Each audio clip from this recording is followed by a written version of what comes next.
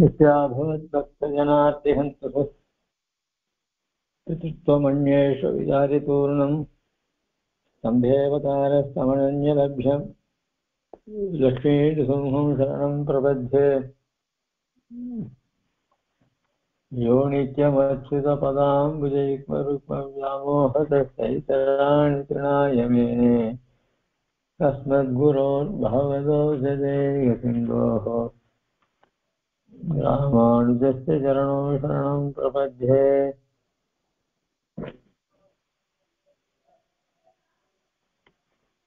श्रीमान् वेङ्कटनाथार्य कविताकेसरी वेदान्ताचार्यवर्यो मे सन्निधत्तां सदा हृदि प्रपद्ये निरवज्ञानां निसज्ञां गुणसम्पदां शरणं गोपीजानां सर्वभुवनेश्वरम् श्रीरङ्गेशयतीन्दुना करुणया असौ स्यातिप्रेक्षितम् यतश्री नरसिंहकार्यमुनिपादाम्बुजैर्दिन्दिरं तान् दीक्षान्ति जयादिविश्वगुणैः बान्धं पुदाग्रेशं श्रीमद्रङ्गसडारियोनिपदे श्रेयोनिधिं संशये श्रीमच्छ्रीरङ्गपृथ्वीश्वरषडरिपुणा संयमीन्द्रेण दृष्टन्यस्तात्मानन्दसिंहे नरहरि जडजित् योगिनेतृप्रसादादे प्राज्यं श्रीरङ्गकारि प्रभवयति पतेः प्राप्तलक्ष्मीं आस्थानं सेवयतीन्द्रं सकलगुणनिधिं वीररघ्वीक्षतारि श्रीरङ्गनाय षडभोपयतीन्द्रदृष्टं लक्ष्मीं श्रीरङ्गवीरविराट् षडोपहृद्यं वेदान्तदेशीयतीन्द्रमहं प्रपद्ये सम्प्राप्त अध्यात्मशास्त्रं नरहरिजडजिद्रङ्गभूकारिजाभ्यां कारुण्यात् शीघ्रं मे देवः आत्मनिक्षेपधन्यं वेदान्ते वामदूगत्वैरङ्गपूर्वेण सूक्तं वाक्यं नारायणार्यं परमतदमनव्याक्रियाख्यातमीडे श्रीमद्रङ्गसडारि संयमिवराल्लब्धागमान्तद्वयं श्रीमद्वीररघुत्वहाद्यजडजित् पादारविन्दाश्रयं श्रीमद्वेदवदंसदेशिकेतेः कारुण्यवीक्षास्पदं सेवे रङ्गधुरीणसाधनवतं नारायणं योगिनं श्रीमद्रङ्गसडारि योगिजनस्वात्मरक्षावरम् श्रीमद्रङ्गसडारि वीरविराट् लब्धागमान्तद्वयम् ईर्ष्याडम्बविवर्जितं सुभगुणैर्बान्धं महत्त्वं सजं वन्दे वत्सविभूषणं बलवरं श्रीकृष्णमार्यं वेदान्तदेशीययतीन्द्रकटाक्षलब्धत्रय्यन्तसारम् अनवद्यगुणं गुराग्र्यं नारायणाद्य यदितुल्ये कृपाभीतं श्रीरङ्गनाथ यतिशेखरम् आश्रयाः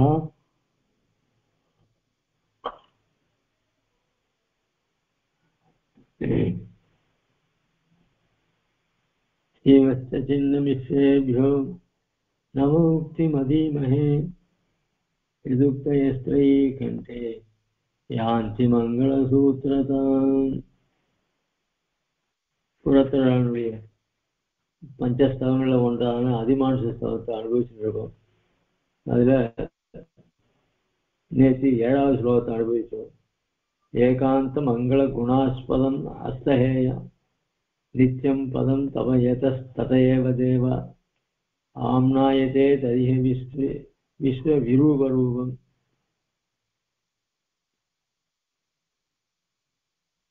தேனேவ நர்விதம் அசப்தம் அரூபம் ஆகு. வேதங்கள்ல எம்பெருமான் அவன் அதிர்ஷ்யன் அரூபம் அப்படின்னு தான் சொல்றது.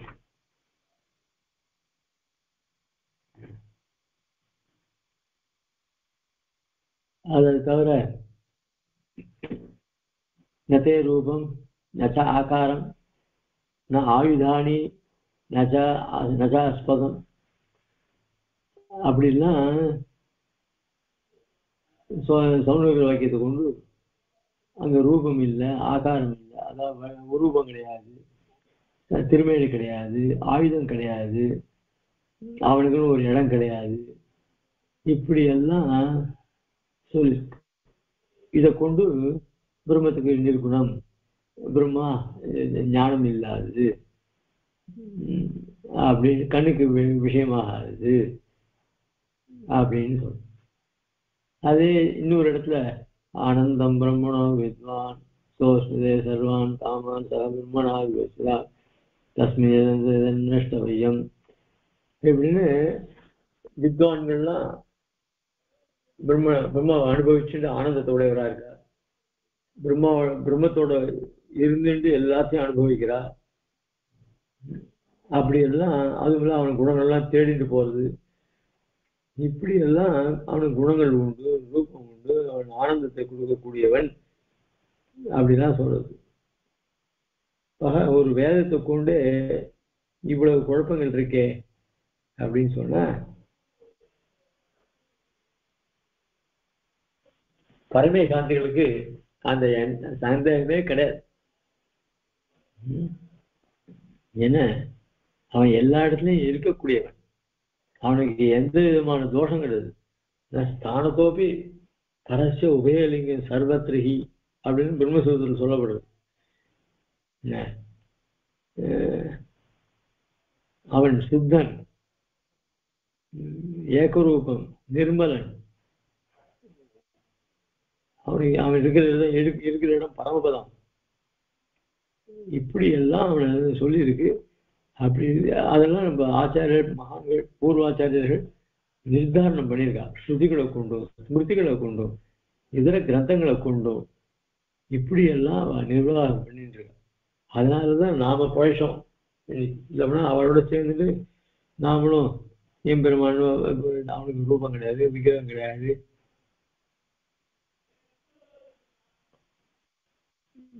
அதுவும் இல்லாத ஸ்ரீமத் ராமாயணம் அவனுடைய விசேஷித்தங்கள்லாம் எப்படி சொல்றது? ஸ்ரீமத் ராமாயணம் என்ன, பாகவதத்துல எப்படியெல்லாம் எம்பெருமானுடைய பெருமைகளை சொல்ல முடியுது? இப்படி இருந்துச்சு. அது கேட்டா சகுண பிரம்மம் அப்படின்னு ரெண்டா பிரிக்கிறார். யாரு? அத்வைதிகள். சகுண பிரம்மம், நிர்குண பிரம்மம். நிர்குண பிரம்மம் தான் மோட்சத்தை கொடுக்கும், சகுண பிரம்மம் மோட்சத்தை கொடுக்காது. இப்படி எல்லாம் அவளுக்கு இஷ்டத்துக்கு சொல்லிட்டு இருக்கா. ஆனா இந்த விஷயத்துல பரமே காந்திகளான ஸ்ரீ வைஷ்ணவர்கள்ல அபிப்பிராய பேத சில விஷயங்கள் இருந்தா கூட எம்பெருமான் சகல கல்யாண உணை புரிந்தவன், அவனுக்கு தோஷமற்றவன், இப்படி இருந்தா பொதுவா எல்லாத்தையும் ஒத்துட்டு. ஆக அவன் நம்மளுடைய பயத்தெல்லாம் போக்கக்கூடியவன். எப்படி போகிறான் பயத்தை அப்படின்னா, அவன் சோடசாயுதங்களுக்கு கொண்டவன். அதாவது சோடசாயுத ஸ்தோத்திரம் சாய்கிறது. அதை தவிர விசேஷமாக சக்கரத்தாழ்வானுடைய மகிமை சுதர்சனாஷ்டத்தை சாய்கிறார். பொதுவாக எல்லா ஆயுதங்களையும் கொண்டவன் அப்படின்னு சோடசாயுத ஸ்தோத்திரத்தை சாய்ச்சார். விசேஷமா சுதர்சன ஆழ்வானுடைய பெருமையை சுதர்சனாஷ்டத்தை சொல்ற.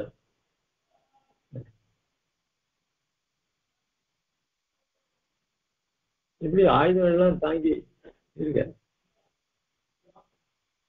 அத்த இந்த ஆயுதங்கள் எதுக்கு அவனுக்கு? அவன்தான்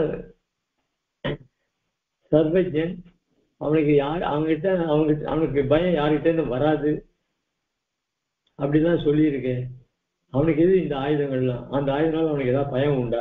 இல்ல அவனை காப்பாத்திக்கிறதுக்காக ஆயுதங்கள் இருக்குன்னு சொன்னானாக்க அப்போ அவனுக்கு பயம் எங்கேருந்து வரும்? இப்படி எல்லாம் ஒரு இது வருதோ இல்லையோ. அதுக்குதான் சுவாமி தேசிகன் சாய்கிறார், அபார்த்த இது நிச்சித பிரகரணாதி யோகஸ்தவ स्वयं भगति निर्भयः तद्विरङ्ग पृथ्वीधरः स्वरक्षणमिव प्रणसक्षणं तावकम् यदा परमार्थवन्नेतमन्तरात्मेति ते அபிதிஸ்தோன்னு ஒரு ஆச்சரியமான ஸ்லோகம். அதுல ஒரு ஸ்லோகத்தை சாதிக்கிறார். அதுல என்ன பண்ற, அபார்த்த இது நிச்சித பிரகரணாதி யோகஸ்தவ ஸ்வயம் வகதி நிர்பயா ததுபிரங்க பிருத்வீதரா. ரங்கநாதனே, நீ ஆயுதங்கள்லாம் ஏந்தின்னு இருக்க. அந்த ஆயுதங்கள் உன் விஷயத்துல அதெல்லாம் பிரயோஜனம் இல்லாதது. ஆனா உனக்கு யார்கிட்ட பயமும் வராது. அப்படி பயமே இல்லாதவன் நீ எதுக்காக இந்த ஆயுதங்கள்லாம் தரிச்சுட்டு இருக்க அப்படின்னு எனக்கு ஒருமே புரியல. ரொம்ப யோசனை பண்ணி பார்த்தேன். அதுக்கு காரணம் அதுவும் உன்னுடைய அனுகிரகத்தால் தான் தெரிஞ்சது. அதாவது ஞானி ஆத்மேம மேமதம்னு நீ சொல்லிட்ட. ஞானிகள் அதுவும் தச மமப்பிரியான்னு வேற சொல்லியிருக்க. ஆக உனக்கு ரொம்ப பிடித்தமானவர்களுக்கு ஆபத்து வந்ததுன்னா அப்ப என்ன பண்றது அப்படின்னு சொன்னா, அதுக்காக ஆயுதங்களை ஏந்தின்னு இருக்க சித்தமா. அதாவது நேற்றே சொன்னேன், தசரதன் புத்தகாபிஷேகம் பண்ணிச்சே, அங்க தேவர்கள் எல்லாம் வந்திருந்தா அந்த சமயத்துல அவர்கள்லாம்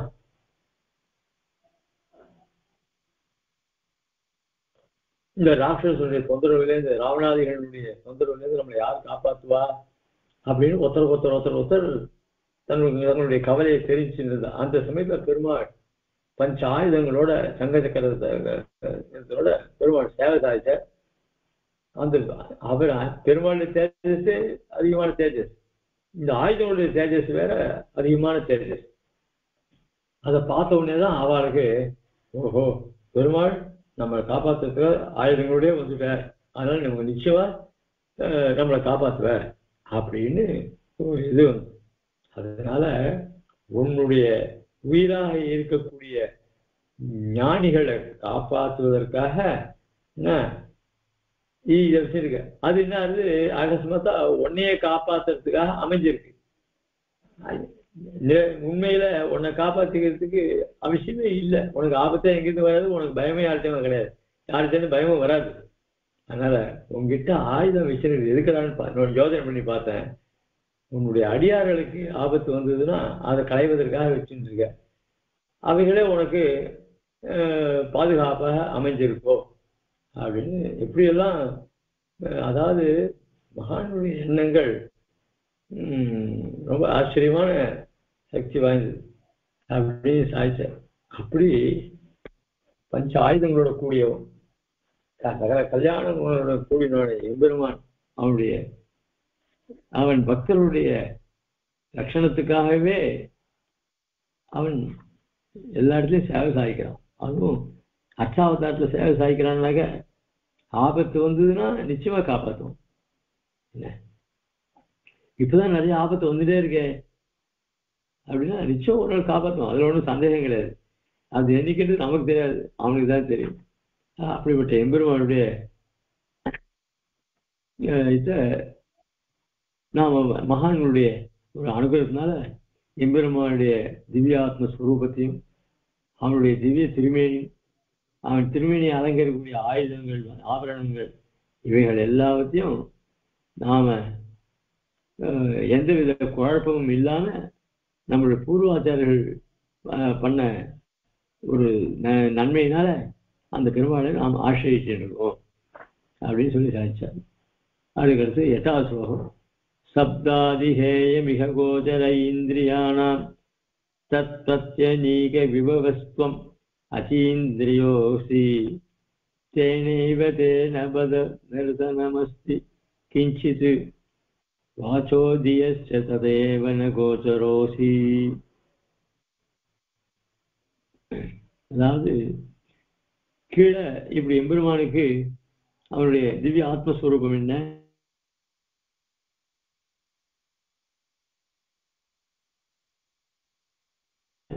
அவன் திவ்ய திருமேனி என்ன, திருவாபரணங்கள் என்ன, ஆயுதங்கள் என்ன, இப்படி எல்லாவற்றையும்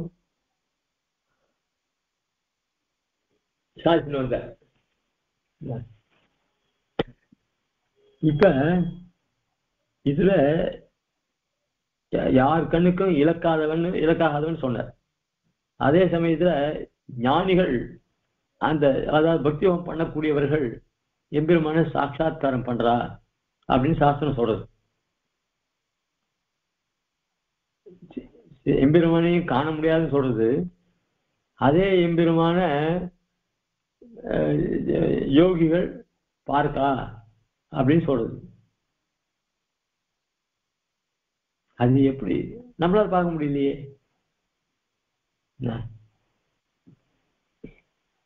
அப்படின்னு வந்து அத்தை இங்க விவரிக்கிற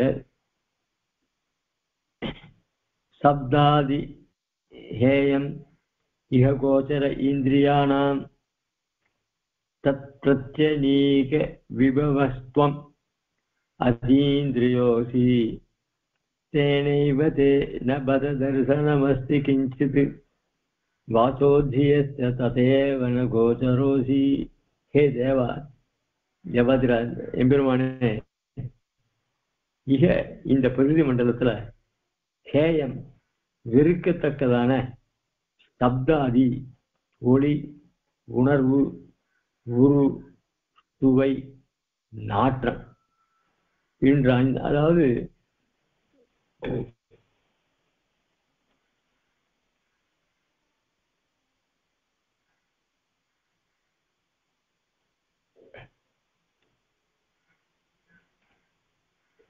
ஒரு ஒளின்றது சப்தம்.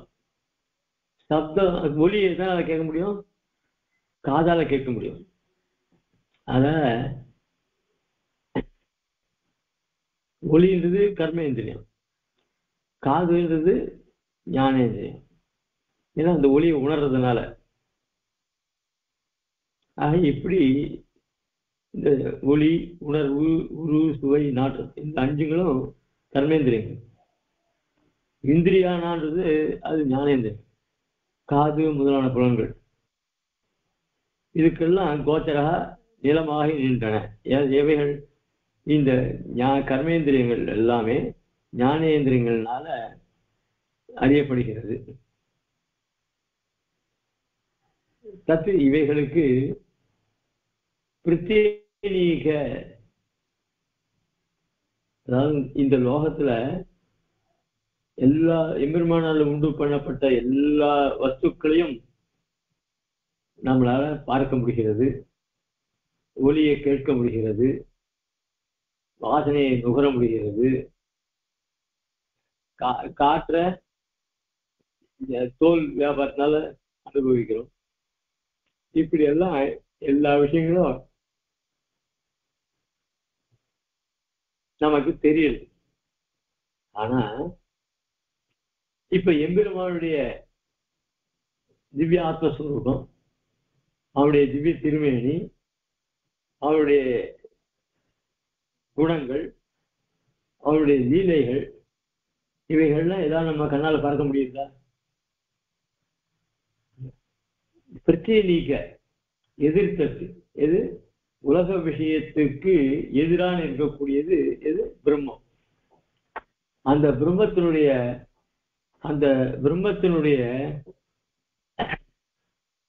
புகழ், அதனுடைய சொரூபம், அதனுடைய திருமேனி, அதனுடைய குணங்கள், இவைகளெல்லாம் நம்மளால அறிய முடியுதா? நம்ம இந்திரியத்துக்கு ஏதாவது விஷயம் மாறுதா? கார்த்தால பெருமானுடைய சுப்பிரபாதம் போட்டா அதை கேட்கறதுக்கு முடியல, ஏன்னா தூக்கம் கெட்டு போறது, அதை போடக்கூடாதுன்னு சொல்றோம். சில பேர் காலத்துல 3 மணிக்கு எழுந்து போட்டுனே இருப்பா, அவன் மட்டும் காரியம் பார்த்துட்டே இருப்பா. சில பேருக்கு அதுல நாட்டம் இருக்கு, சில பேருக்கு நாட்டம் இல்லை. இப்படி நம்மளுடைய பிரகிருதியினுடைய தன்மை அப்படி இருக்கு. ஆக புலன்களால அறிய முடியறது இல்லை. எம்பெருமான பற்றிய விஷயங்களோ எதுவுமே நம்மளால தெரிஞ்சுக்க முடியறது இல்லை பிரத்யட்சமாக. அதனாலதான் எம்பெருமான் நம்ம புத்திக்கும் மனசுக்கும் விஷயமானதே கிடையாது. இதுதான் நம்முடைய மோசமான நிலை. அதுதான் இங்க சொல்ற. பிரத்யேக எதிர்த்தட்டான ஏதாவது உலக விஷயங்களுக்கு எதிர்த்தட்டாக இருக்கக்கூடிய பெருமான் விபவ அவருடைய புகழ்கள் தொம் தேவரீர் அத்தீந்திரியாக புலன்களால் அறியவாகாதவராக அதி ஆகிறீர் தேனையேவ. அது நம்ம புலன்களுக்கு எதுவுமே அவனுடைய விஷயங்கள் விஷயமாறுது இல்லை. அதனால என்னாச்சு? தே தரிசனம் தேவருடைய சேவை கிஞ்சித்து ஒருபடியாகவும் அசி கண்ணால் காண முடியவில்லை. பத அந்தோ ததையேவ ஆகையால் தான் வாச்சகா சொல்லுக்கும் தீயஷ அறிவுக்கும் கோச்சரகா இலக்காக ந அசி ஆகிறது இல்லை. அதனால நீர் விஷயமானதானே உங்களை பத்தி நான் சொல்ல முடியும். நீர் என் புத்திக்கும் விஷயமால, மனசுக்கும் விஷயமால. ஏன் உனக்கு விஷயத்தால லோகத்தில் இருக்கிற விஷயங்கள்லாம் விஷயமா இருந்த ஏன் அது ஆகல? அதான் என்னுடைய கர்மம், அதுதான் எனக்கு பிரதிபந்தம் அப்படின்னு நம்மளுடைய தசைய நீங்க சொல்ற. வேதத்துல எம்பெருமானை பத்தி சொல்லச்சே ஏதோவாச்சோ நிவர்த்தந்தே அப்ராப்யவனசாசா அப்படின்னு சொல்லி அவனோட ஆனந்தம் இருக்க, அந்த ஆனந்தத்தை நம்மளால முற்றுமாக உணர முடியாது. அதே திவ்யமூல விக்கிரத்தை கண்ணால பார்க்க முடியாது. ஆனா இது பார்க்க முடியாதுன்றது நம்ம போல்வா இருக்கு. சாஸ்திரம் பார்க்கிறார்கள் அப்படின்னு சொன்னா அது யாரு? யோகிகள்.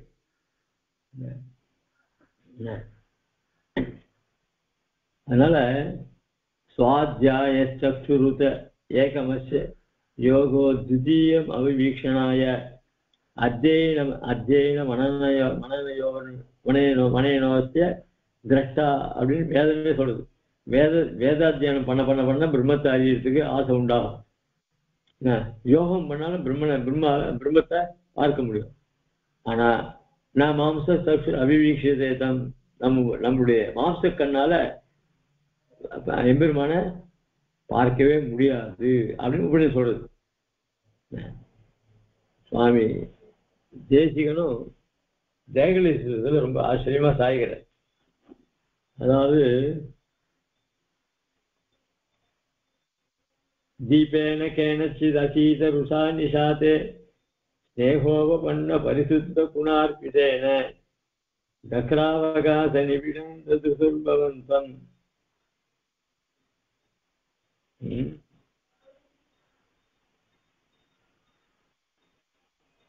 स्वाध्याय योग नयनाः सुषयः कवीन्द्राः.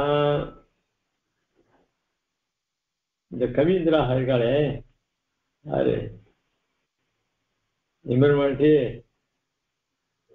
பக்தி உண்டு அவனே ஸ்தோத்திரம் பண்றாளே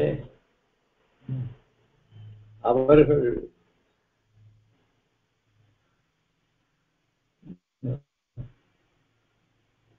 அதாவது இங்க யாரு சொல்ற கவீந்திரான்னு யார் சொல்றாருன்னா முதலாழ்வார்கள் சொல்ற சுவாமி தேசிகன்.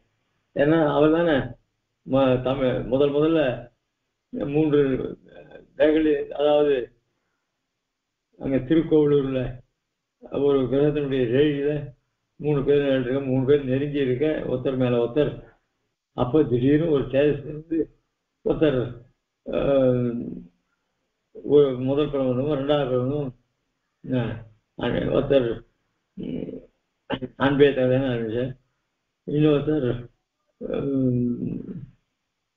இன்னொருத்தர் திருக்கண்டன் ஆரம்பிச்சார். இப்படி 3 ஆழ்வார். வையன் தகவல் ஒருத்தர் முதல்ல வையன் தகவலை ஆரம்பிச்சார், அப்புறம் அன்பே தகவலை ஆரம்பிச்சார், அப்புறம் திருக்கண்டன் ஆரம்பிச்சார். இப்படி 3 ஆழ்வார்கள் அந்த எம்பெருமான நேர பார்த்திருக்கா. அது எதனால அப்படின்னா அவளுக்கு ஸ்நேகம்ன்றதுக்கு பிரீத்தின்னு ஒரு எண்ணம் உண்டு, எண்ணெய்ன்னு உண்டு. அதாவது விளக்குக்கு எண்ணெய் ரொம்ப முக்கியம். அதே மாதிரி நம்ம எம்பெருமான சாட்சாத் பண்ணணும்னாக்கா அதுக்கு ஸ்நேகம் வேணும், பக்தி வேணும். அந்த பக்தி எப்படி எதனால ஏற்படும் அப்படின்னா சத்துவ குணம் இருந்தால் வரும். ஆக குணம் வேணும். இதுக்கு எண்ணெய் இருந்தா மட்டும் போறாது, திரி வேணும். திரி தான் குணஸ்தானத்துல, எண்ணெய் வந்து பக்தி ஸ்தானத்துல. ஆக அந்த திரியை போட்டு எண்ணெயில திரியை போட்டு ஏற்றினாதான் அந்த இருட்டுல இருந்து நமக்கு தேவை தெரியும். ஆக இந்த சம்சார மண்டலத்துல அவதரிச்சு எம்பெருமானிட்ட பிரீத்தி உள்ளவர்களாக நல்ல சத்துவகுணத்தோட கூடியதான நெய்யை கொண்டு ஏற்றி திரியினால் ஏற்றி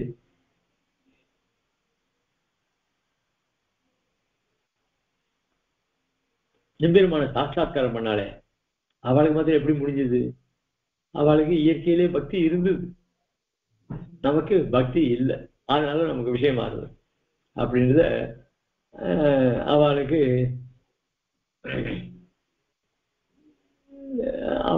பெருமாள் சேவை சாதிச்ச அந்த 3 ஆழ்வார்களுக்கும். அதனால அவர்கள் வந்து அவர்களுக்கு இருக்க கண்ணு வந்து சாஸ்திர கண்ணு, என்ன எம்பெருமான அறியக்கூடிய சாமர்த்தியம் உடையவர்கள், உள்ளபடி அறிந்தவர்கள் அப்படின்னு அங்க சாதிக்கிறது. அந்த மாதிரி எம்பெருமான நம்மளை சேவிக்க விடாதபடி நம்முடைய இந்திரியங்கள்லாம் அவனை விட்டு விலகி இருக்க முடியாது பண்றது. அதனால நமக்கு பெருமாள் நமக்கு தேவை யாருது இல்லை.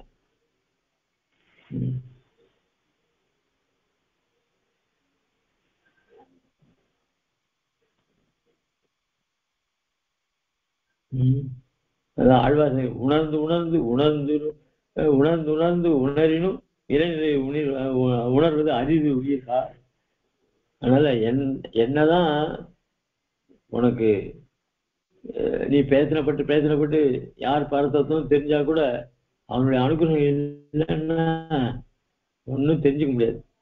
ஆவி திகைக்க ஐவருக்குமே சிற்றுன்னு. அதனால நம்மளாம் இந்த சப்தாதி விஷயங்கள்லாம் போவோம், நம்ம பிள்ளைங்களுக்கும் அதுதான் விஷயமாகும். அதனால்தான் குழந்தைகளை சின்ன வயசுலேருந்து கூட்டுன்னு போய் பெருமாள் சன்னதிக்கு ஆசை போய் சேவிக்க பண்ணி வச்சு பெரியவாளை பார்த்தா சேவி சொல்லணும். இப்பெல்லாம் பெரியவாளை பார்த்தா சேவிக்கணும்னு பசங்களுக்கு போன மாட்டேங்குது. இந்த காலத்தை அவ எதுக்கு சொன்னா ஆற்றுலேருந்து கிளம்பிச்சே சொல்லுவாள், தாத்தா அவள் ஏதாவது சேவின்லாம் சொல்லக்கூடாது, அங்கங்கெல்லாம் நான் சேவிக்க மாட்டேன், நீ அவள் எதுக்கு சேவின்னு சொல்லாத, ஏன்னா புது இடத்துல சேவிச்சா அவ்வளோ அகோரமா அவனுக்கெல்லாம். இப்படியெல்லாம் ஒரு பசங்கள் பெரிய இடத்துல இருக்கு. இதெல்லாம் வெளிப்படையா அவ்வளவு காரணங்கள். அது காரணம் என்ன அப்படின்னு சொன்னா, குழந்தை அதாவது வம்சத்துல குழந்தை பிறகு செய்ய ஐயோ இந்த குழந்தை எப்பவும் நம்ம கையில தூக்கின்னு போய் பெருமாள் சேவிக்கிறதுக்கு ஆசன் போடணும், பெருமாளுக்கு பக்தி உண்டு பண்ணணும் அப்படின்னு தோணும் குழந்தை பிறகுச்சே. அதுக்கப்புறம் அது வயசாச்சு தாத்தா கூட்டா வராது. ஏன்னா இந்த திருமணம்லாம் பார்த்தா அது சின்ன வயசுலேருந்தே பயம். அதே அவள் அப்பா கிட்ட போகும், சித்தப்பா கிட்ட போகும், எல்லார்ட்டையும் போகும். நம்மள மாதிரி அதுக்கேற்ற மாதிரி நம்மளும் வைதிக வேஷம் போட்டு ஐயோ குழந்தையை தொட்டா அது தீட்டு கொடுமோ அப்படின்னு அதுக்கிட்ட கொஞ்சம் விடணும். இப்படியே நாம் நினைக்கிறது ஒண்ணு, ஆனா நடக்கிறது அது கர்மானுமே. அது அப்படி பசங்களை ஆசம் போடுறது கிடையாது. சரி அதுங்களை ஆசம் போடலாம் அப்படின்னு சொன்னா ஐயா நாம தூக்கிட்டு போனாக்க அது அல்பசியம் வந்துச்சுன்னா நாம யார் கஷ்டப்படுறது, சரி வேணாம் நம்ம போய் பெருமாள் சேவிச்சு வரோம் அப்படின்னு நம்ம பிரியோகத்தை பார்த்துட்டே போயிட்டு இருக்குமே தவிர பசங்களை ஆசம் போனா அது சில கஷ்டங்கள் இருக்கதான் செய்யும். அதுக்கேற்ற மாதிரி அதையும் இல்ல கும்பிடு கூட ஆசம் போய் வா நீ வா அப்படின்னு அப்படி பண்ணணும். அதனால நாம நடக்கிறதே கிடையாது. எல்லாமே நம்மளுடைய ஒரு பாபத்தினுடைய காரியம் தான் பெருமாள் நடத்தி கொடுத்துட்டு இருக்காரு. அதே சில பசங்கள் அப்பா கிழமை நானும் கூட வரப்பான்னு சொல்றது. அந்த மாதிரிதான் சில இடங்கள் இருக்கு. எல்லாம் பகவத் சங்கல்பம். ஆக இப்படி எம்பெருமான் நம்மளை ஆழ்வாரதான் செய்கிறார். என்னை போற வைத்தாய் புறமே, இந்த இந்திரியனுக்கு கொடுத்த லோகத்துல விஷயங்கள்லாம் படைச்சுட்டு நீ என்னை சேவின்னா எப்படி? அதனாலதான் என் இந்திரியங்கள்லாம் அந்த வழியிலே போறது. என்னை போற வைத்தாய் புறமே, உன்னை விலகி போக முடியாது பண்ணிட்டிய. உன்னை யார் இந்த சப்தா விஷயங்கள்லாம் படைக்க சொன்ன? இந்திரியங்கள் கொடுத்துட்டு சப்தா விஷயங்கள்லாம் படைக்காம நீ மாட்டுக்கு சாஸ்திரத்தை சொல்லிட்டு போயிருக்கலாம் இல்லையோ, அப்போ உருப்பட்டு இருக்குமே அப்படின்னு சொன்னா அவனுக்கு ரசம் ஏற்படாது இல்லையா? அதுக்காக இப்படிதான் பண்ணியிருக்கான். அதனால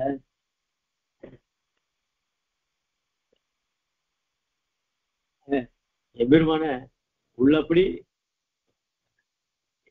அறிஞ்சவர்களும் யாரும் கிடையாது, இந்திரியங்களால காணத்தகாதவன், காண முடியாதவன் அவன்.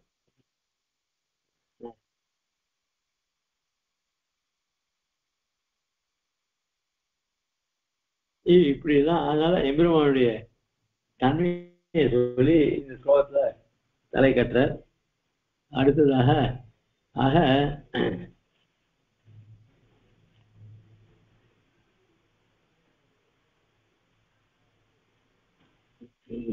ஒருவேளை எம்பெருமானுடைய திவ்ய மங்கள விக்கிரத்தை சேவிச்சா ஒருவேளை திவ்யாத்ம ஸ்வரூபத்தை தெரிஞ்சுக்கலாமோ என்னவோ அப்படின்னா அந்த திவ்ய மங்கள விக்கிரமே கண்ணுக்கு தெரிய மாட்டேங்குது அப்படின்னு சாதிக்கிறார். அடுத்ததாக 9வது ஸ்லோகம். ஏவம் ஸ்துதே தூபசம்ஸ்தேனாப்யுபாயோ மானேன கேனசித் அலப்ஸ்யத நோபலப்தும் நோச்சேத் அமர்த்தியம் அனுஜாதிஷு யோனிஷுத்வம் இச்சா விஹார விதினா சமவாதரிஷ்யா.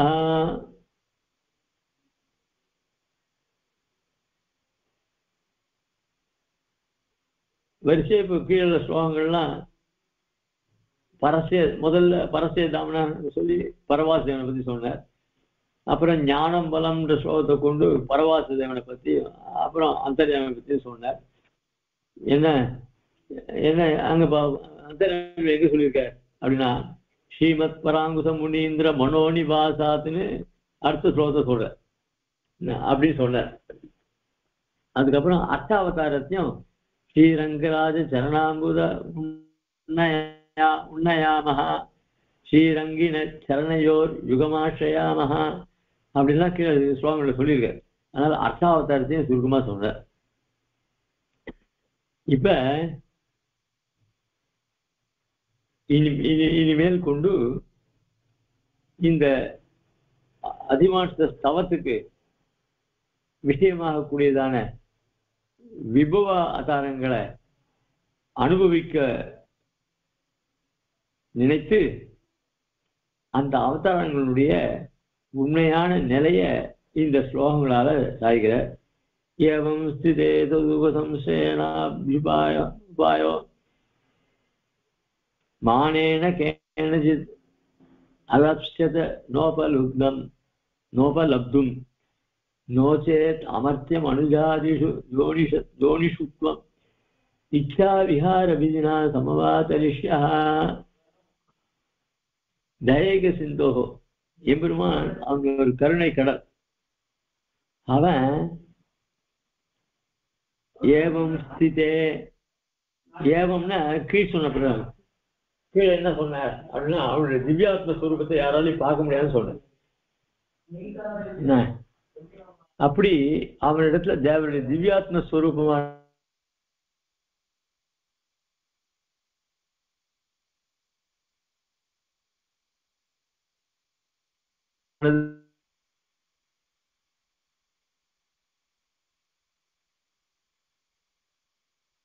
ஆதிஷு யோனிஷு பிறவிகளில் நோ சமவாதரிஷ்யதி தரிஷ்ய சேத் யோனிஷு பிறவிகளில் தருளாமல் இருப்பீரேயானால் தொத்து தேவரீரை உபசம்சேனகா வந்தடைய அப்யுபாயா ஒரு உபாயமானது கிணச்சித்து ஏதேனும் ஒரு மானேன சான்றாலும் உபலப்தும் அறிய ந அலப்சத கிடைக்காமல் போயிருக்கும். இப்படி எம்பெருமான் பரவாசுதேவனா இருக்கான், அப்புறம் வியூகாவதாரத்துல இருக்கான், அப்புறம் விபவாவதாரத்துல இருக்கான், அப்புறம் அச்சாவதாரத்துல இருக்கான். இப்படிலாம் சொல்லப்படும். சரி, இவைகள்லாம் இருக்கட்டும். அதாவது அர்த்தாவதாரத்திங்க, அதாவது விபவாவதாரத்தை சொல்ல பரவாசனை பற்றி சொன்னார், விபவாசனை சொன்னார். அதுக்கப்புறம் நம்மாழ்வார் ஹிருதயத்தில் இருக்கான்னு சொன்னார். அதுக்கப்புறம் அர்த்தாவதாரத்தில் இருக்கன்னு சொன்னார். நீர் இந்த விபவாவதாரம் பண்ணல அப்படின்னு சொன்னா யாருக்கும் இப்படிப்பட்ட எம்பெருமான் நாம் அடையணும் அப்படின்ற எண்ணமே வர போயிட்டு இருக்கும். ஏன்னா அர்ச்சாவதாரத்தை கூட இது ஏதோ ஒரு கல்லுடா அப்படின்னு சொல்லிட்டு போயிடலாம். அந்த ஹிருதயத்துல இருக்கிறது அவனாலேயே பார்க்க முடியாது. அப்படி இருக்குச்சே திருப்பார்கடல்ல பெருமாளையும் பரமபத்தில் இருக்கிற பெருமாளையும் இவனால் பார்க்க முடியுமாண்ணா? ஆக லோகத்துல பெருமாள் பல அவதாரங்கள், மத்ஸ்ய கூர்ம வராக, அப்புறம் நரசிம்மன் இப்படிலாம் எடுத்து, அப்புறம் ராமகிருஷ்ணாதி அவதாரங்கள் இவைகள்லாம் பண்ணி அவைகள்லாம் புராணங்கள், இந்த பாகவதம் எல்லாம் இதெல்லாம் போயிடுச்சு இல்லைன்னு இருந்துக்கோ.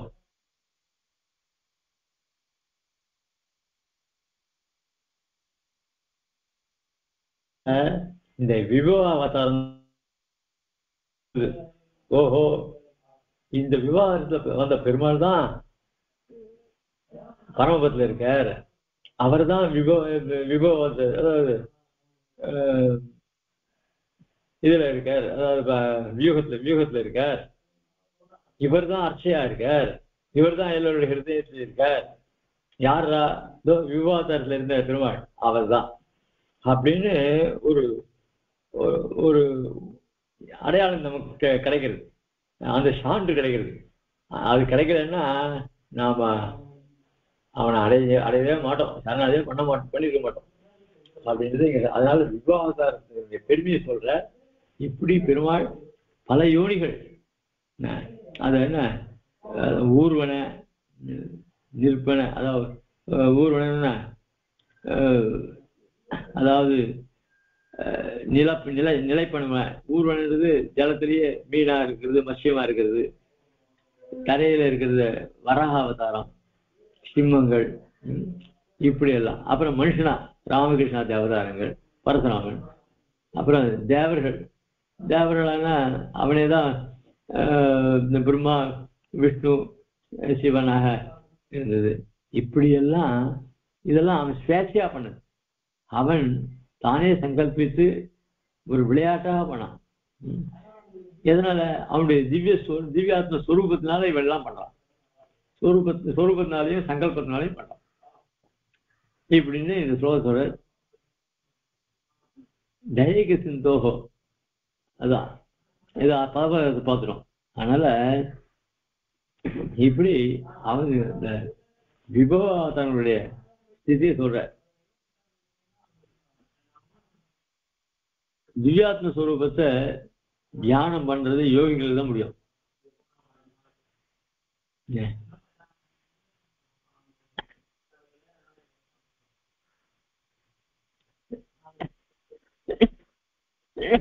ஆனா திவ்ய மங்களுக்கு சேவை இருக்க, அது அதனுடைய பிரயோஜனத்தை விஷ்ணு தர்மத்தில் சொல்ற.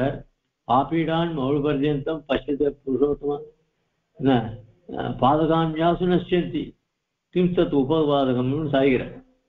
ஆக எம்பெருமான திருமுடியிலிருந்து திருவடி மட்டும் சேவிச்சாலே நம்ம பாபங்கள்லாம் போறது, பாபங்கள்லாம் போய் நன்மைகள் இருக்குன்னு சொல்ற. அது மட்டும் இல்ல பரம புருஷார்த்தமான மோட்சத்தையும் கொடுக்கறதுன்னு சொல்ற. இதை பத்திலாம் சுவாமி தேசிகன் ரகசியத்தில் விரிவாக சாதிச்சிருக்கேன். ஆக அர்ச்சாவதாரம், விபவாவதாரம், பரவியூக அவதாரம் இவைகளை கொண்டு அவனுடைய திருமேனி எப்படி இருக்கும்னு தெரிஞ்சுக்கலாம். ஸ்ரீரங்கம், என்ன நாச்சியார் கோவில், திருமாலின் சோலை, இதெல்லாம் வியூகாவதாரத்துக்கு வியூகாவதாரத்துல அமைஞ்ச திவ்ய தேசங்கள் சாய்கிறார்.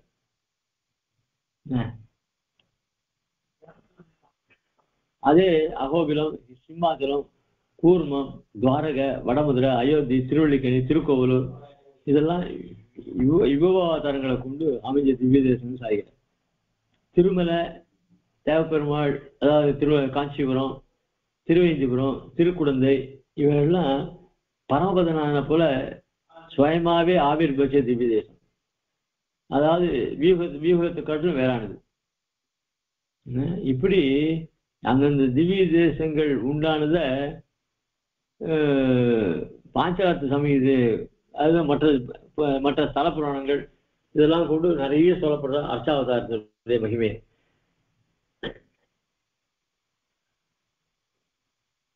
ஆக இந்த இப்படிப்பட்ட அவதாரங்களை பெருமாள் எடுக்கலைன்னாக்க எப்படி எம்பெருமான நாம் ஆசிரியிச்சு நாம் மோட்சத்தை பெற முடியும்? எந்த உபாயத்தை கொண்டு அடைய முடியும்? பெருமாள் இப்படிலாம் கொண்டு எல்லா இடத்தையும் எழுந்திருக்கு தானே, ஓஹோ இவனை அடையணும்ன்ற ஒரு உபாயத்துக்கு அவனை பத்தி தெரிஞ்சுக்கிறோம். எதிர்ச்சா ஒரு திவ்ய தேசத்துக்கு போய் பெருமாளை சேவிக்க என்ன அந்த க்ஷணமே நமக்கு இத்தனால கெட்ட புத்தி இருந்தது. ஒரு திவ்ய தேசத்துக்கு போய் இத்தனால நாஸ்திகனா இருந்தான் ஒருத்தன். அவன் தன்னுடைய சிநேகிதனோட கூட ஒரு திவ்ய தேசத்துக்கு போனான். திவ்ய தேசத்துக்கு போனா அவனுக்கே தெரியாம ஒரு அவன் ஏதோ அவனுக்குள்ள ஒரு மாறுதல் வந்தது.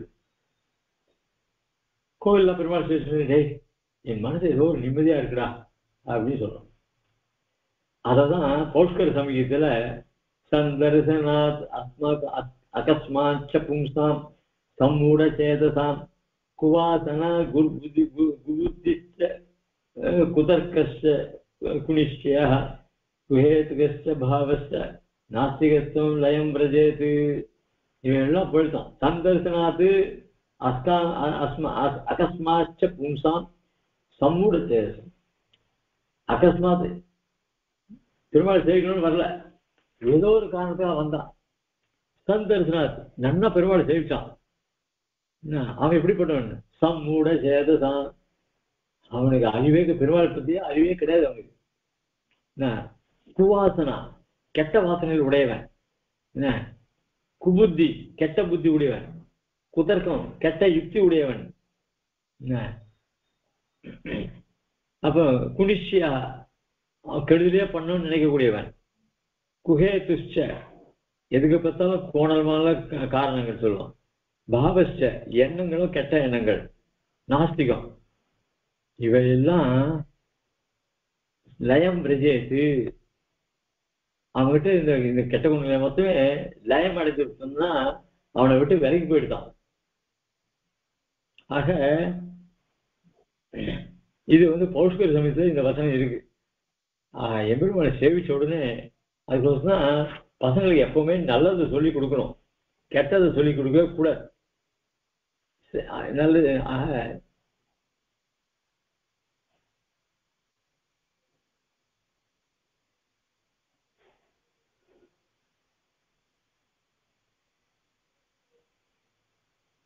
அதனால்தான் பெருமாள் இந்த மாதிரி அவதாரங்கள்லாம் எடுத்து அவனுடைய இந்த அவதாரத்தினால ஒரு திவ்ய தேசத்துல அவன் கேத்திரத்துல ஏற்றிருக்கான். அந்த திருமேனியை சேவிச்சு அதனால பயன் அடையிறா எல்லாரும் அப்படின்னு அர்த்தம். அப்படின்னு அந்த அர்ச்சாவதாரத்தை விபவாவதாரத்தையும் அர்ச்சாவதார பெருமையை சொல்ற. அதுக்கப்புறம் தொதுப சம்சேன அபியுபாயா, அபியுபாயான ஒரு உபாயம், அவரை அடையிறதுக்கு ஒரு உபாயம். தொதுப சம்சேன அபியுபாயா அப்படின்ற இடத்துல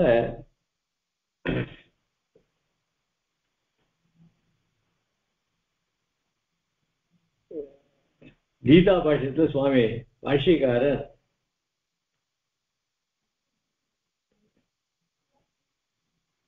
வியாக்கியானம் பண்ணிச்சு, தேவ மனுஷ்யாதி ரூபேன அவதீரிய சமாசேன அபேக்ஷானா பரித்தானம் கரோமி அப்படின்னு சாதிக்கிறார் அந்த கீதா பாஷ்யத்துல.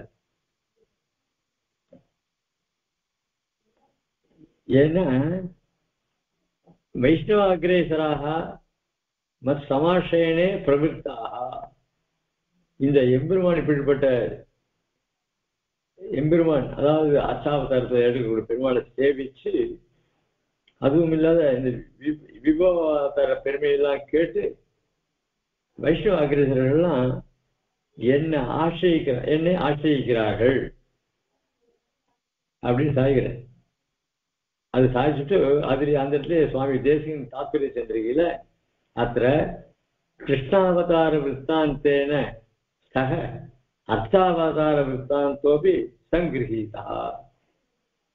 அர்த்தாவதாரத்திற்கு பெருமாளை சேவிக்கிறது மட்டும் இல்லை, அவனை கொண்டு இந்த அவதாரத்தினுடைய இப்போ கோவலனாய் வெண்ணெய் உண்டவாயின்னு சொன்ன என்ன பாடுறதோ ரங்கனை பத்தி. அந்த ரங்கனை பத்தி சொல்லச்சு அவனை பத்தி சொல்லிட்டு போலாம் இல்லையோ, கோவலனாய் வெண்ணெய் உண்டவாயன்னு சொல்லணும். அவன் இடையினா அவதரிச்சு அவன் வெண்ணெய் திருந்த விருத்தாந்தம் சொல்லணும். ஆக அந்த அவதாரத்தினுடைய கூடவே அதையும் அனுபவிக்கிறாளோ இல்லையோ, அதுதான் சுவாமி தேசிகர். ஆக கிருஷ்ணாவதார விற்த்தாந்தேன சக அர்த்தாவதார விற்த்தாந்தோப்பி சங்கிரகீதா. எந்த திவ்ய தேசத்துல போனாலும் சரி, இப்போ திருவள்ளூருக்கு போனானாக்க அவனை வந்து என்ன செய்கிறா, அவனை ராமனாவும் அனுபவிக்கிறா, கிருஷ்ணனும் அனுபவிக்கிறான். இப்படி எல்லாம் அந்தந்த அவதாரங்களை கொண்டு சேர்த்து அனுபவிக்கிறது அது ரொம்ப விசேஷம். அதனால்தான் உப சமாசனாபியுபாய, நீ அவதரிப்பதனால் விபவாதாரத்தை அவதரித்தாலும் சரி, அச்சாவதாரத்தினால் பல திவ்ய தேசங்களை எழுதிருக்கிறதுனாலையும் எல்லாரும் பெருமாள்லாம் அத்தையே கொண்டு உன்னை ஆசிரியப்பதற்கு ஹேத்துவாக அமையிறது அந்த உன்னுடைய விக்கிரகம் அப்படின்னு சாய்கிறேன். இச்சா விஹார விதினா அப்படின்னு அடுத்து சாய்க்கிறேன். அது ஸ்லோகத்துல 4வது வரையில இச்சா விஹார விதினா அப்படின்னா இச்சைன்றது அவனுடைய சங்கல்பம். ஆக எம்பெருமான் அவன் சங்கல்பிக்கல அப்படின்னு சொன்னா இந்த அவதாரங்கள்லாம் ஏற்படவே விடாது. அதனாலதான் சுவாமி பகவானும் கீதையில ஜென்ம கர்மச்சமே திவ்யம் சாய்கள்.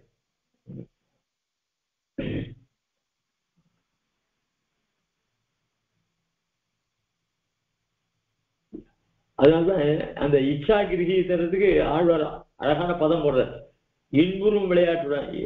இன்புன்னா மனசுல ஆசையை கொண்டதுதான் விருப்பம். இன்புறும் விளையாட்டுடைய அவன் சங்கல்பம் வந்துச்சுன்னா இந்த தேகத்தை சுத்தி பண்ணிடுவான்.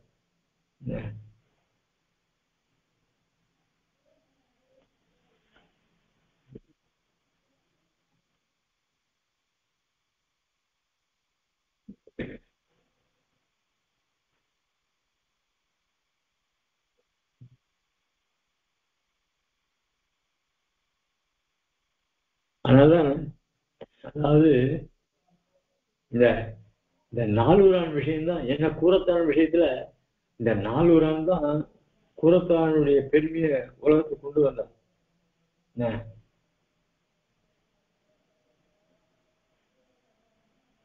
அவன்கிட்ட நாலூரான் கிட்ட வாதம் பண்ணும்போது கர்ப்பே வசாமி பரிவேஷ்டே ஜராயுணாகம் மாசான் பகுன் இது மகேஸ்வர கஷ்ய காமஹா அப்படின்னு அவன்லாம் கேள்வி கேட்கிறான். இந்த கர்ப்பத்தில் இருக்கிறதெல்லாம் அத எப்படி கர்ப்பத்தில் தரிக்கிறான், அது மகேஸ்வரனால் சிவனால் தானே முடியும், என்ன அவனுடைய சங்கல்பம் இருந்தாலும் முடியும்னு அவன் சொல்றான். அப்படின்னு அந்த கேள்விக்கெல்லாம் இப்படிலாம் 4 ரன் கேள்வி கேட்டான்.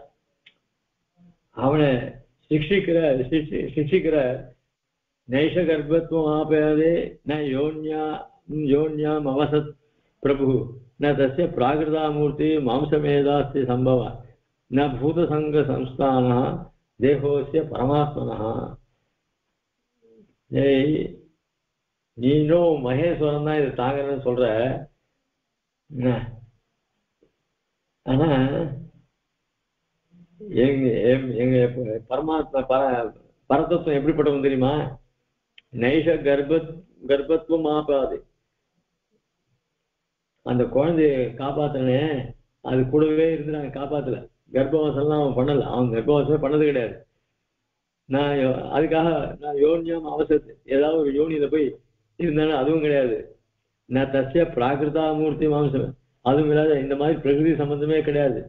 அவனுடைய திருமேனியில மாம்சம் கிடையாது, எலும்பு கிடையாது, என்ன கொழுப்பு கிடையாது, இந்த பூத சங்கால் இந்த பஞ்சபூதங்களுடைய இதெல்லாம் கிடையாது. அப்படிப்பட்ட விலட்சணமான தேகத்துடைய பரமாத்மா அப்படின்னு சொல்லி மகரிஷிகள் சொன்ன வாக்கியத்தை கொண்டு ஆழ்வான் அந்த சபையில நாலூரான தோக்கடித்தார் அப்படின்னு சொல்ற. அதனால எம்பெருமானுடைய திருமேனியானது மனுஷனுடைய உடம்பை விட விலட்சணமானது. அஜாயமானோ விஜாயத்தேன்னு சொல்லி சொல்ற, அதை கொண்டு சொன்னார். அதுதான் சுவாமி கண்ணனும் கீதையில அவஜானந்தி மாமூடாக மானுஷின் தனுமாஷிதம் பரம்பாவம் அஜானந்தா மமபூத மகேஸ்வரம் அப்படின்னு சொல்லி கீதையிலே சொல்ற. அதே நம்மாழ்வார் திருவிருத்தல் சொல்லச்சே எண்ணின்ன யோனியுமாய் பிறந்தாய் தலவான்னு அங்க சாய்க்கிறார். அப்போ எண்ணி யோனியுமாய் நின்றாய் அப்படின்னா அப்ப யோனி சம்பந்தம் உடையவனான்னு தானே தெரியுது. அதனால நின்றாய்ன்னு சொல்றார். அதனால அவருக்கு இந்த நின்றான்ற பயத்தினால யோனி சம்பந்தம் இல்லாதே தெரியும். ஆக இந்த வாமன அவதாரம் என்ன, நரநாராயண அவதாரங்கள் என்ன, இந்த நரநாராயண அவதாரங்கள்லாம் தேவதா அவதாரங்கள், ராமகிருஷ்ணா தேவதாரங்கள்லாம் மனுஷ அவதாரங்கள். இந்த வாமன அவதாரம் நரநாராயண அவதாரம் இதெல்லாம் தேவ அவதாரங்கள். ஹம்சமத்திய பூர்வ அவதாரங்கள் இதெல்லாம் திரிக அவதாரங்கள். அக்ஷயபடம் அஸ்வத்தம் நாராயணர்கள் இதெல்லாம் ஸ்தாவர அவதாரம். இப்படி பல அவதாரங்களை இதெல்லாம் பாஷ்யக்காரர் வேதாந்த சங்கத்தில் சாதிச்சிருக்கார். அப்புறம் அமர்த்திய மனுஜாதிஷு யோனிஷு அப்படின்னு கீழே பார்த்து யூஸ் பண்ணியிருக்காரு. சுவாமி தேசிகன் இத உபகார சங்கரத்துல இருக்கு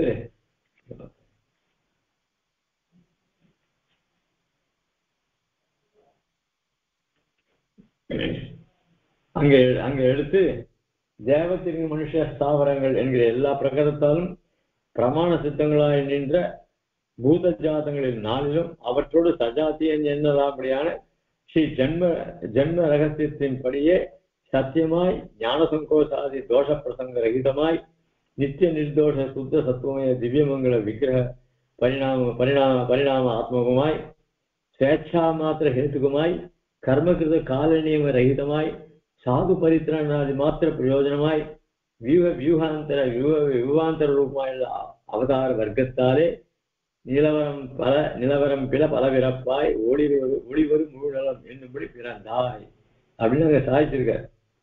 எங்க இந்த அமர்த்திய மானுஜாதிஷு யோனி, அமர்த்தியன்னு சொன்னாக்க இரவாத, அமர்த்தியன்னா இறப்பு இல்லாதவர்கள். யார் இறப்பு இல்லாதவர்கள்? யாரு? தேவர்கள். அப்புறம் அமர்த்திய மனுஜன்றது மனுஷர்கள். ஆதிஷுன்றதுனால மீதி பட்சிகள் பறவைகள் ஊர்வனைகள் எல்லாத்தையும் அதெல்லாம் இருக்கிறது. அதுதான் இப்படிப்பட்ட அதுக்கு இந்த விளக்காரம் உபகார சங்கரத்தை கொடுத்துருக்க. ரொம்ப ஆச்சரியமா வரும்.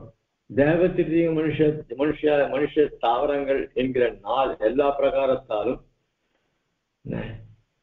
அதான் தேவன் சொன்னால அமர்த்தியன்னு சொன்னார். அப்புறம் மனுஜன் வந்துருக்கு. அதுக்கப்புறம் மேல அமர்த்திய அனுஜாதிஷு, அமர்த்தியம் அனுஜாதிஷுன்னு வருது. அனுஜாதிஷுன்னா மீதி இதரங்கள், தேவர் மனுஷன் இல்லாததான திரியக்கு ஸ்தாவரங்கள் எல்லாம் அதுல சேர்த்துக்கு. அதனால இப்படி எல்லா பிரகாரத்தாலும் பிரமாண சித்தங்களாய் நின்ற, இந்த பிரமாண சித்தங்களாய் நின்றதுனால என்ன அர்த்தம் அப்படின்னு சொன்னா, அவனுக்கு அவனுடைய திவ்யாத்ம ஸ்வரூபம், அந்த திவ்ய திருமேனி எல்லாமே அப்படியே அதுல இருக்குன்னு அர்த்தம். அவையெல்லாம் ஒரு நாள் இவனை விட்டு போகாதுன்னு அர்த்தம். நின்ற பூத ஜாதங்கள் நாளிலும், என்னது தேவத்திலையும் மனுஷ ஸ்தாவரம், இந்த நாளிலும் அவற்றோடு சஜாத்தியம் நிழலாம்படி. அத பார்த்தா வேஷம் போட்டுதானே ஒத்து இருக்கு. வராக அவதாரம் எடுத்தா அசல் வராகன் மாதிரியே இருக்கான். மத்ஸ்ய அவதாரம் எடுத்தா அசல் அப்படியே மத்ஸ்ய மாதிரியே இருக்கும். அதான் சஜாத்தியன்னு பேரு. அதே மாதிரி பிராமணன் அழகான சின்ன பிராமண பையன், என்ன ஆச்சரியமான தேஜஸ். அப்படி மனுஷன் ராமனா இருந்தா அப்படியே மனுஷன் மாதிரியே கிருஷ்ணாவதாரம் இதெல்லாம்.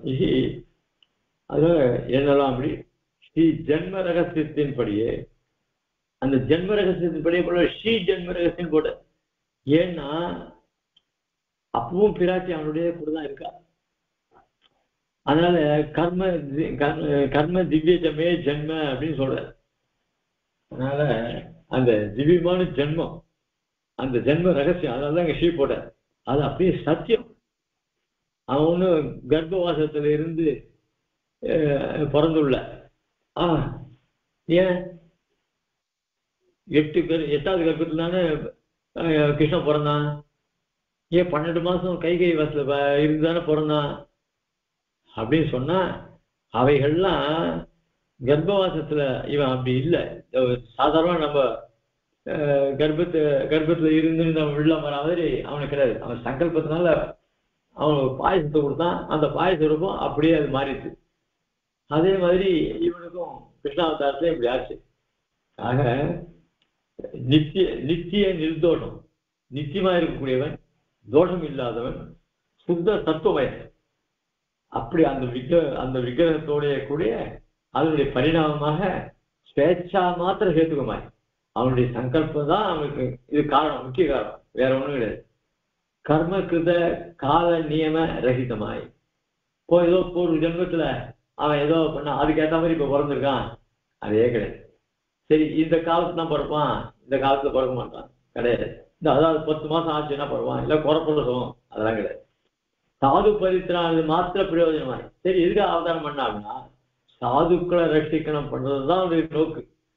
அப்போ துரியோதனன் எல்லாம் கொண்டானே, ராமநாதர்கள்லாம் கொண்டானே அப்படின்னா அவளால தன்னுடைய ஆட்சியத்திற்கு ஆபத்து வந்தது, அதனால அவளை கொள்ள வேண்டியது.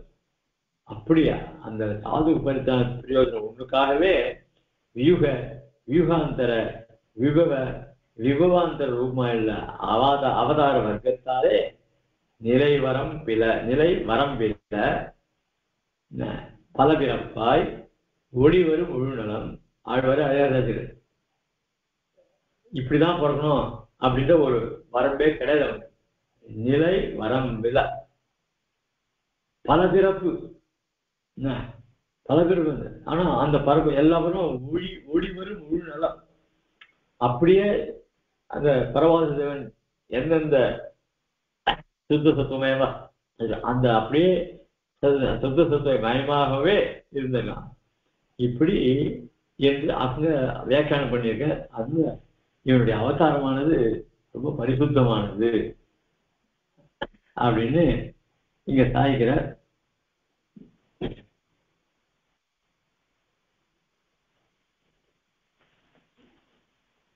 இப்படி எம்பெருமானுடைய விவாதத்தின் நோக்கியும் இங்க அழகா சொன்னார். அதுக்கு மேல அடுத்த ஸ்லோகம்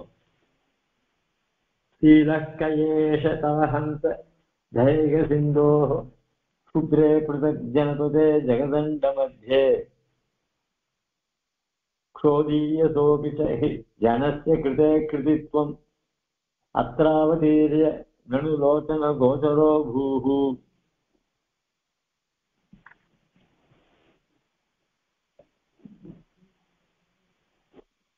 இந்த ஸ்லோகத்தினால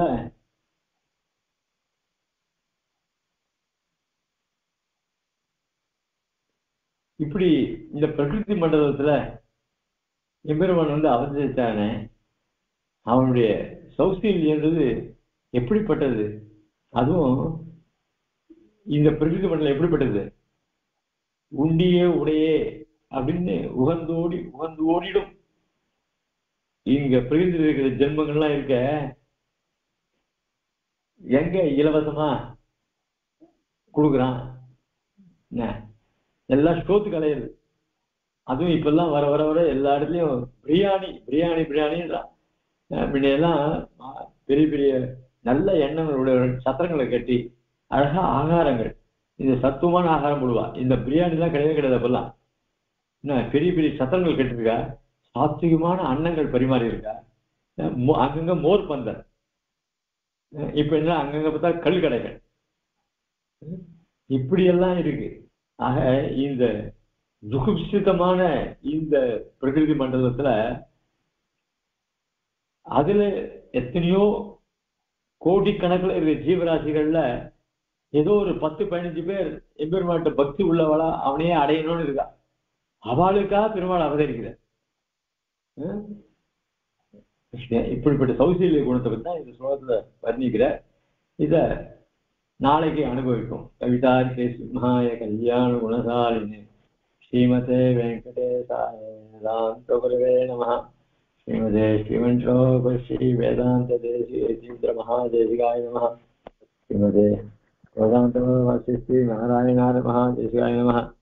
ஸ்ரீமதே ஸ்ரீ லக்ஷ்மீ சமுதிய பாதுகாசே நாராயண ஸ்ரீமதே श्री कृष्णमारी महादेशिकाय नमः. श्रीमते श्रीमंतलोक श्री रंगनाथ यतीन्द्र महादेशिकाय नमः.